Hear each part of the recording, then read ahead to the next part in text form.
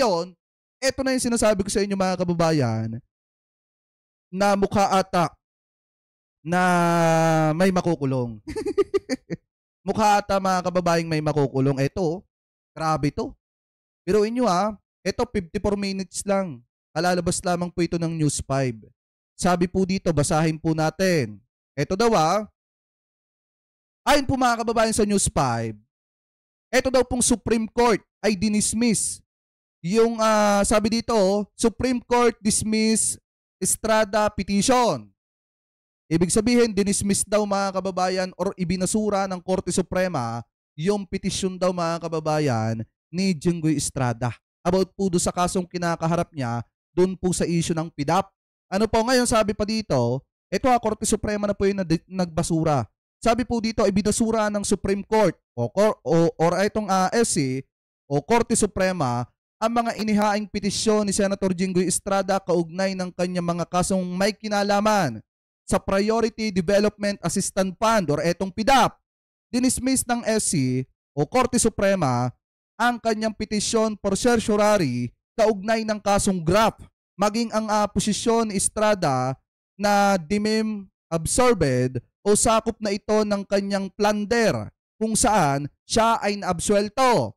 Sabi pa dito, the absorption principle where one offense merged into another does not apply between graft and plunder, except in rare cases where the same public officer is both the giver and recipients of the unwarranted benefit mga kababayan. Ito po siguro yung nilalaman nung ruling mga kababayan na kung saan ay ibinabasura yung mga petisyon nito pong si Senator Jinggoy Estrada na inilabas ng Korte Suprema. So sabi pa dito, ibinasura na rin ang petisyon for certiorari hingil sa kasong plunder ng senador dahil sa pagiging moot at academic mga kababayan. So yan Korte Suprema na po ang nagdesisyon.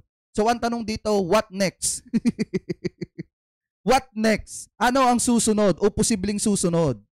Di baka mamaya mga kababayan magulat na lang tayo, dinadampot na siya. Baka magulat na lang tayo mga kababayan, dinadampot na siya, di ba?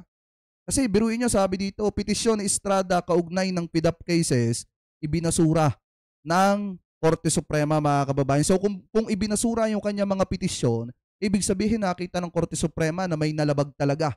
Ito pong si Senator Jinggoy Estrada. So baka possible magulat na lang tayo isang araw inaaresto na po siya. Ano po dahil po dito sa kanyang PDAP case. Ano po anyway, mga kababayan, bukod pa po diyan, kung makikita po ninyo, maliwanag din naman mga kababayan na nagdadrama etong si Senator Robin Padilla. Napamura daw po. Ito, mapapamura ka na lang. Sabi ni Senator Robin Padilla, bakit? Sabi po dito, Robin Padilla dismayado sa kinampanyang mayor. O dismayado siya. Bakit siya dismayado sa kinampanya niyang mayor? Sabi po dito, naglabas ng salubin si Senador Robin Padilla tungkol sa isang alkalde ng kilalang lungsod na kanyang sinuportahan at kinampanya noong eleksyon.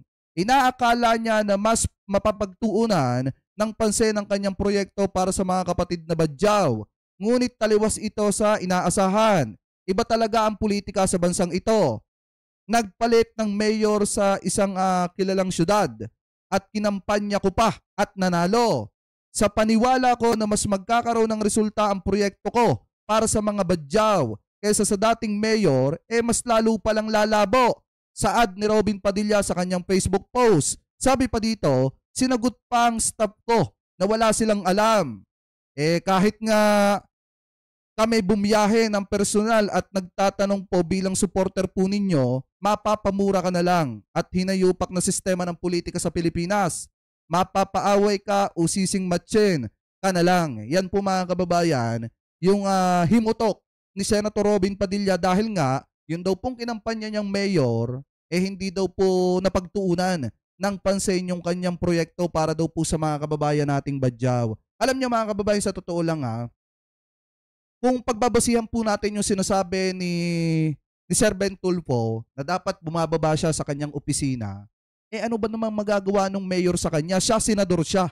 Mga kababayan, kung pupuntahan niya yung mayor na tinulungan niya para manalo, at pagsasabihan niya mga kababayan at tututukan niya yung mga proyekto para sa mga kababayan po nating kapatid na Badyaw, mapapagtuunan ng pansin po yan. Pero kung hindi po siya lumalabas sa kanyang opisina, hindi siya bumababa sa field, paano mga kababayan mapapagtuunan ng pansin yung mga proyekto niya para sa mga kababayan po nating Badyaw? 'Di ba? Dapat kung pagbabasihan natin nga yung sinabi ni Sir Ben Tulfo, kung marunong lang sana siyang bumaba sa field, kung marunong lang sana siya mga kababayang tawag dito, tumingin-tingin doon sa mga kababayan nating Badyaw kung may proyekto siya doon, chine-check niya, edi sana baka kahit papaano may nangyari na doon sa kanyang proyekto mga kababayan. Alam nyo, walang mabuting maidudulot itong mga pagmumura niya online. Dapat ginagawa niya dyan, bumababa siya sa field, nagtatrabaho siya ng maayos at ginagampanan niya yung pagiging senador po niya. Ano po, so ngayon, mga kababayan, yan lang naman yung ipinuputok ng butse ni Senator Robin Padilla na ano daw mga kababayan, hindi napagtuunan ng pansin yung kanyang mga proyekto dahil nga daw mga kababayan, tawag dito?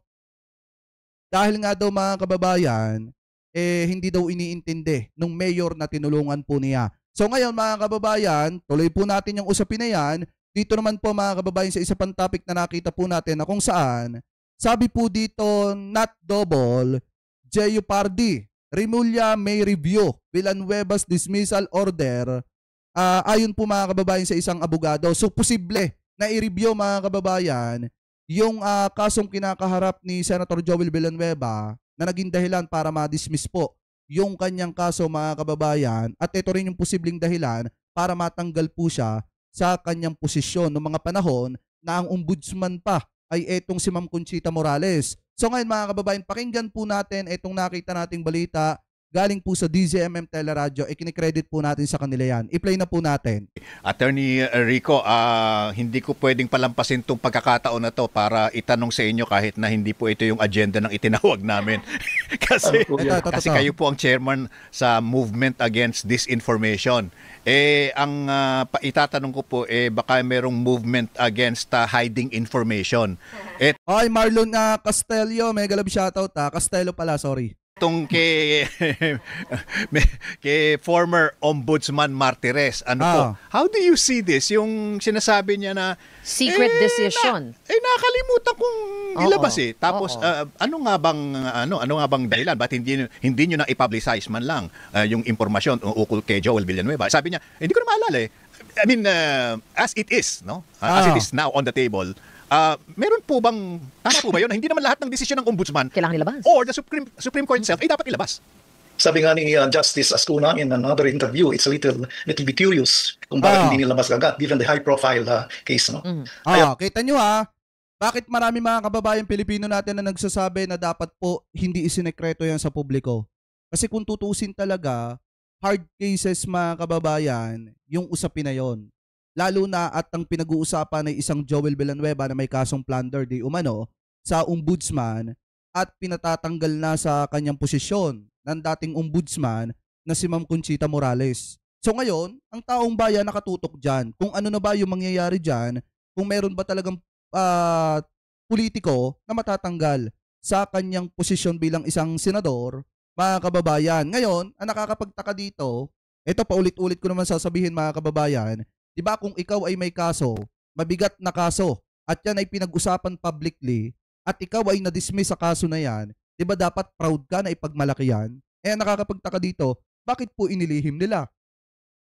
Bakit itinago nila sa publiko yan? Ano po yung nangyari dyan? Meron po ba na hocus-pocus na nangyari dyan? Tayo nagtatanong lang naman. Anyway, tuloy pa natin. Kaya dapat kung 2016 pa yan na in-issue yung resolution ni dating Ombudsman na Conchita Morales, then 2016-2019 lang niya lumabas na reverse, na nalaman natin na i-reverse daw niya. Ngayon lang natin nalalaman yan after another 5 years. So sa madalit salita, matagal na tinulugan ni Martires yan. So medyo nakakataka bakit ginawa yon, no? Yeah. So it's a matter of proof. Kung makita ni ni Ombudsman Boyeng Remulla na talagang merong katiwalian sa pagkakagawa ng resolution at saka yung granting of the motion for reconsideration, then you have it. There should be some sanctions and liability for that. Yeah. Okay. Meron lang po kaming isisingit na flash report. Ano po? At babalikan po namin kayo, Attorney Rico, in just a short while. Sure, Peter. Kita nyo mga kababayan, diba, kahit itong isang batikang abogado, ganun din yung sinasabi. Parang ang dating kasi matagal na tinulugan ni Martires, mga kababayan, yung issue ng kasong kinakaharap ni Senator Joel Villanueva dyan po sa ombudsman nung panahon na siya po yung nakaupo dyan. Radyo Patrol Flash Reports! Ang kaapo ay kinumpirma na nakalabas na ng bansa ang 3 sa 10 air assets na konektado kay resigned Ako Bicol Representative Zaldico. Abangan na iba pang detalye dito lamang po sa DZMM at sa DZMM Teleradyo. DZMM Radyo Patrol Flash Reports! Thank you, Attorney Rico, for standing by. One last matter, ano po. So, this being the case, mako-contest pa po ba? Meron po bang chance na i-contest yung decision ni dating Ombudsman Martires on the dismissal of Joel Villanueva? Depende sa ombudsman yan. Baka naman magtawag ulit ng investigation si ombudsman at i-evaluate ulit niya yon. Of course, sasabihin ni na yung akusado, sasabihin niya na this had already been resolved with finality and executory niyan. But again, it will not bar the Honorable Ombudsman to re-examine the veracity of. Ay, shoutout kay Ma'am Dolly Babes at saka kay Tatay Marcos at saka kay Nanay Emma. Mega love shoutout po. Pakisabi na lamang po Thank you po. The charges against Senator at the time test the administrator.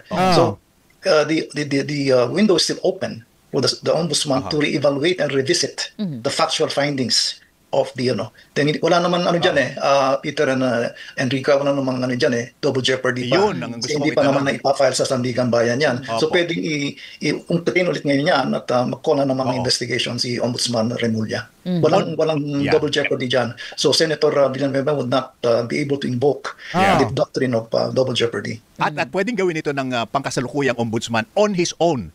Hindi na kailangan. Yes. Hindi na kailangan pwede naman pala mga kababayang i-revise din or magpa-imbestiga ulit o ipa-review ni Ombudsman Boying Remulla itong naging desisyon ni Martires dito po sa kasong kinakaharap ni Senator Joel Villanueva dyan po mga kababayan sa Ombudsman. Kung na-dismiss sa panahon ni Martires, pwede ulit titingnan yan, ubuklatin yan sa panahon naman ni Secretary Boying, mga kababayan, at pwede rin ulit na ma-revise yung desisyon, mga kababayan. Depende po sa ombudsman na nakaupo. Ayon po yan dito. Anyway, tuloy pa po natin. May kaso na file. Okay. Pwede In fact, if you will recall kay Cusi on the Manampaya case, nagkaroon ng initial dismissal ng resolution ng ombudsman, si then Ombudsman Martires, no? Opo. Then in-refile ni Senator Gatchalian, dinismiss ulit ni Senator ni Ombudsman Martires. But recently, alam natin na na-indict na ngayon si Cusi at ngayon ay nasa Sandigan Bayan na. So that can be a replay of what had happened with the Senator Villanueva at that time. Pwede naman palang Attorney Rico, as always, talagang napakadami naming natututunan sa inyo. Thank you so much for your time, sir. Thank you, sir. Attorney Rico, hindi ko pwedeng.